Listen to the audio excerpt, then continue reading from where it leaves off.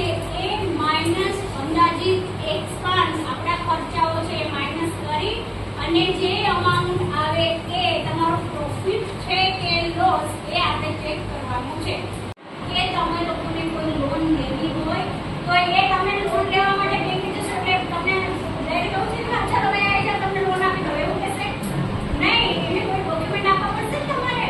હવે તમે ડોક્યુમેન્ટ આપશો એ ડોક્યુમેન્ટમાં આ મહત્વનું ફોર્મ છે એમાં જ નથી ભરાય તમારી પાસે. આ મહત્વનું ફોર્મ છે અને આવો રિપોર્ટ તમારે તૈયાર કરવો પડશે. આ તો જસ્ટ તમને અમાઉન્ટ કેટલી લખવાની છે, ક્યાં કયું કામ કરવાનું છે અને ક્યાં ક્યાં કઈ અમાઉન્ટ ડિસ્ટ્રીબ્યુટ થશે એની માહિતી છે. બેંક પછી કઈ બેંક હતી? Regional bank. પછી જે પણ તમારી બેંકો છે એ બેંકમાં જેવી રીતે ડિવાઈડ થાય છે કે આરબીઆઈ સેન્ટ્રલ બેંક છે તો સેન્ટ્રલ બેંક એટલે આપણે કોનું દિમાગમાં આવે? સેન્ટ્રલ બેંક એટલે આરબીઆઈ. આરબીઆઈ નું ફૂલ શું થાય છે? RBI reserve bank of India.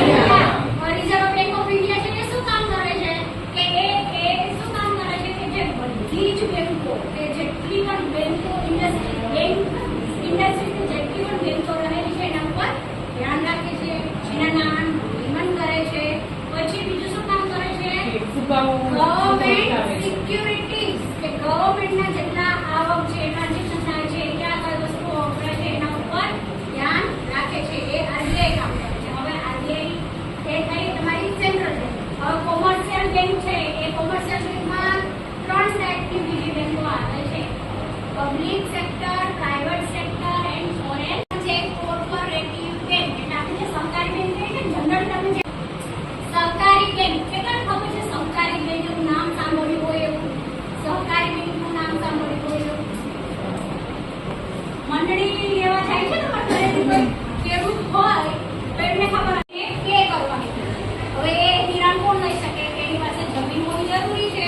જમીન ના હોય તો ધિરાણ આપે? હું જાવ તો મને કોઈ ના આપે. બેન તમારું આ જમીનનું જે દસ્તાવેજો આવે છે કે કયા દસ્તાવેજો જમીનના આવે?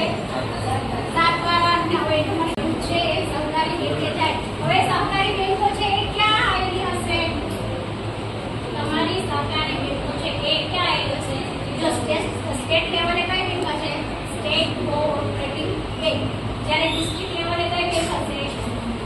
સેન્ટ્રલ અથવા ડિસ્ટ્રિક્ટ કોઓપરેટિવ બેંક. જ્યારે ગામડા લેવલે કઈ બેંક આવેલી હશે?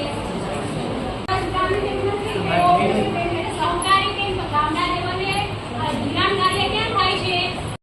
તમારે અકાઉન્ટની જરૂર પડે તો તમે સેવિંગ અકાઉન્ટ બનાવો છો. હા, એ સેવિંગ અકાઉન્ટ છે એમાં શું હોય?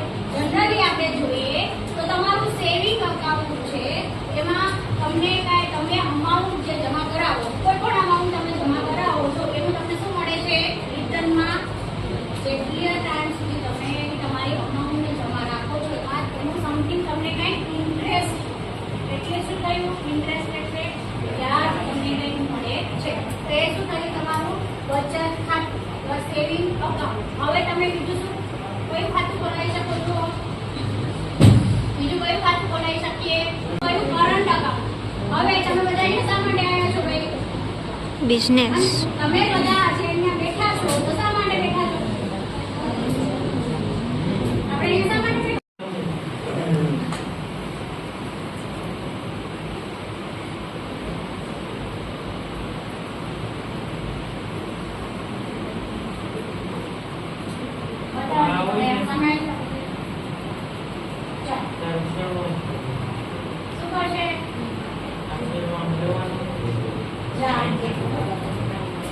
Thank you.